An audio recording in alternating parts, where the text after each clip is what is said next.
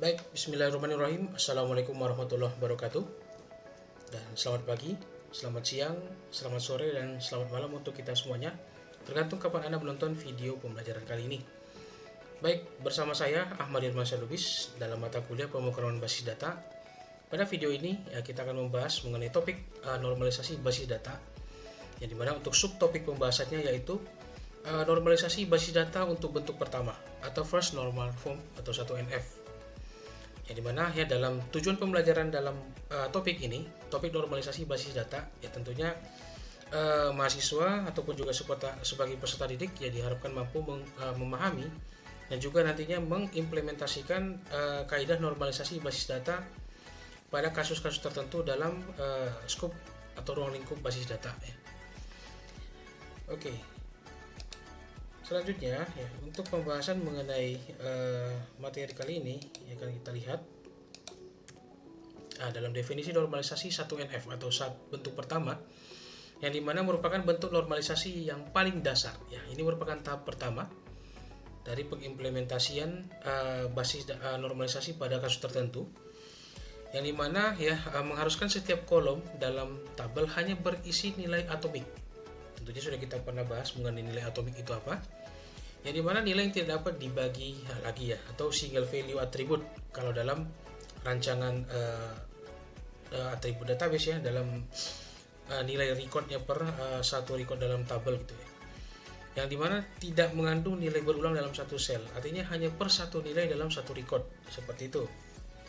Nah, kemudian ya karakteristik utama dari 1NF itu apa ya, ada dua karakteristik secara umum, yaitu nilai atomik ya, atau setiap sel berisi satu nilai tunggal yang tidak dapat dipecah lagi.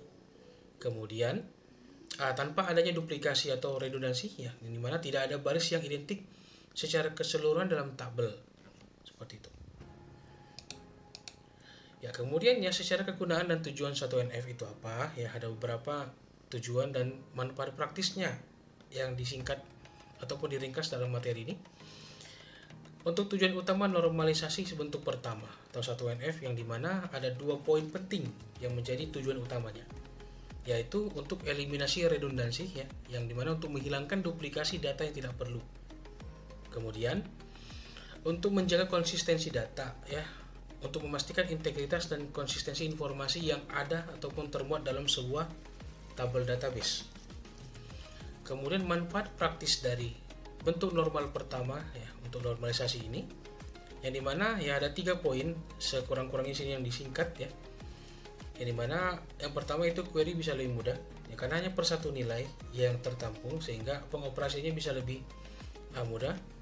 Kemudian bermanfaat untuk dalam hal maintenance efisien, dalam hal penjagaan ataupun perawatan ataupun juga ya semacam ya perbaikannya ya dalam hal record basis data, yang kemudian ya bermanfaat untuk membuat storage bisa jadi lebih optimal seperti itu. Nah, apa yang menjadi aturan dan formulasi dari bentuk pertama ya untuk normalisasi di tahap 1NF? Ada aturan wajib ya, dimana dalam rumusnya ataupun juga formulasinya ya, yaitu nilai atomik ya, atau atomic values ya, dimana setiap kolom harus berisi nilai tunggal yang tidak dapat dipecah lagi. Lalu tidak ada repeating group, yang dimana tidak boleh ada kelompok data berulang dalam satu baris. Yang kemudian primary key unique ya, artinya satu record dengan record yang lainnya tentunya unik ya, atau bisa dibedakan antara satu sama lainnya. Atau jika kita buat dalam rumus sederhana ya, yang dimana per satu sel ya, atau per satu kolom gitu ya, yang dimana nilainya satu per satu nilai ya, atau single value attribute ya dalam satu atribut, ditambah dengan tidak ada duplikasi baris. Nah, maka kalau tabel yang dihasilkan sudah mencapai rumus sederhana ini, maka tabel tersebut telah melewati bentuk pertama gitu ya. Tidak ada lagi yang duplikasi, semua nilai per recordnya satu nilai ya. Kemudian adanya key ya, adapun primary key yang unik yang membedakan semua record tadi hasil normalisasi bentuk pertama tadi, maka sudah tercapailah untuk tabel dengan normal pertama. Kira-kira seperti itu.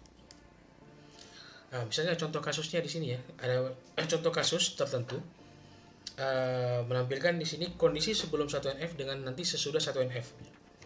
Nah, kita lihat di sini ada tabel mahasiswa ya, yang dimana tabel ini dinilai tidak memenuhi 1NF. Karena apa? Ya, ada identifikasinya ya. Misalnya di sini ada 3 record mahasiswa. Kemudian masing-masing mahasiswa memiliki data mata kuliah yang diambil gitu.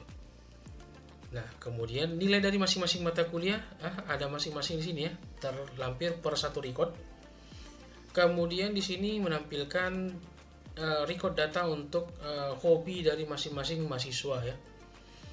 Jika kita lihat identifikasi secara rinci pada tabel mata kuliah, tabel nilai dan tabel hobi memuat nilai yang lebih dari satu nilai ya, atau multi value attribute. Kalau kita lihat di sini di masing-masing record mahasiswa, misalnya contoh Ahmad Rizky ya, kita perhatikan untuk mata kuliah yang diambil ya, itu ada 2, basis data dan pemrograman web, dengan nilainya yaitu ada A dan B+.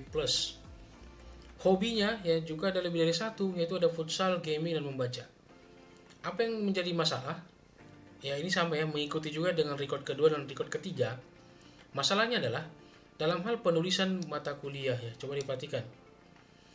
Apakah record dari sebuah tabel dalam database itu dituliskan nilai recordnya seperti ini?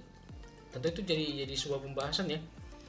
Karena kenapa? Ya karena idealnya ketika sebuah record yang ideal ataupun juga yang bisa dioperasikan ataupun yang berguna, yaitu nilai yang mengandung atribut yaitu record yang mengandung satu nilai per satu atribut gitu ya. Sehingga semua record mahasiswa yang ada dalam tabel ini tentunya harus dinormalkan dengan 1NF, yaitu untuk menghapus multi value atributnya menjadi single value attribute ya, per satu nilai, sehingga masing-masing dari record mahasiswa ini untuk record data dari mata kuliah sampai ke hobi itu jadinya per satu nilai. Nah, ini untuk detail pelanggaran yang terjadi ya di mata kuliah bersih multi value ya. Pada nilai dan hobi juga sama seperti itu, semuanya multi value attribute, multi value. Nah, itu sebelum. Nah, sekarang setelah dilakukan normalisasi 1NF, maka yang terjadi seperti apa? Ya, seperti ini. Semua untuk mata kuliah ya, data mata kuliah, kemudian data hobi, semuanya diuraikan menjadi per satu record gitu ya, berdasarkan ID mahasiswa dan nama mahasiswanya. Sehingga ketika diuraikan ya, maka menjadi 2 tabel ya, di sini terlihat ya, menjadi 2 tabel untuk penguraiannya, sehingga per satu nilai ya, per satu mahasiswa ini untuk beberapa mata kuliah yang diambil, nilai dan juga hobinya sudah diuraikan per satu record seperti itu. Ketika sudah seperti ini, maka sudah dilakukan perbaikan ya di dalam tabel tersebut, sehingga sudah memenuhi untuk tahapan bentuk pertama dari normalisasi. Oke, mari kita ke ringkasan materi ya. Untuk poin-poin penting dari normalisasi 1NF ini apa saja yang telah dibahas, yaitu nilai atomik ya, yang dimana nilainya harus berisi satu nilai per satu record data gitu ya. Kemudian no repeating group ya, yang dimana tidak ada kelompok data berulang dalam satu baris. Ketiga ya, primary key unique, yang dimana setiap baris dapat diidentifikasi secara unik. Nah, kemudian untuk manfaat yang didapatkan dari penerapan 1NF, yaitu ada dua bahasan, yaitu yang pertama struktur data terorganisir ya, yang dimana karena telah dilakukan eliminasi redundansi data, sehingga konsistensi untuk informasi dapat terjaga dan juga memudahkan dalam hal maintenance untuk record datanya ya. Maintenance dalam artian pengelolaan. Apakah bisa di-insert, update, delete, dan lain sebagainya. Itu hanya dapat dilakukan kalau dalam per satu record menampung satu nilai dari masing-masing atribut. Selanjutnya untuk performa database optimal ya, yang dimana query yang dihasilkan tentunya dapat lebih efisien.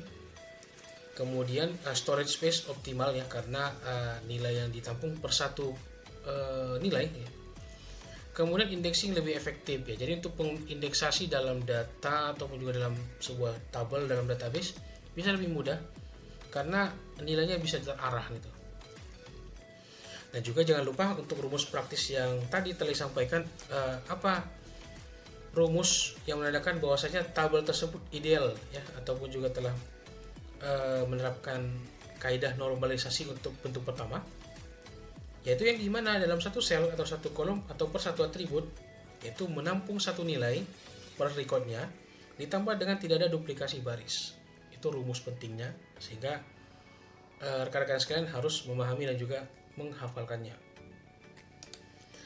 Sekian dari materi yang dapat saya sampaikan untuk hari ini. Ya, saya tutup materi saya dengan pantun penutup. Saya adalah mantannya Aura Kasih. Cukup sekian dan terima kasih. Sampai jumpa lagi di video selanjutnya terkait dengan pembahasan normalisasi basis data untuk bentuk kedua. Sekian, wassalamualaikum warahmatullahi wabarakatuh dan salam sejahtera untuk kita semuanya.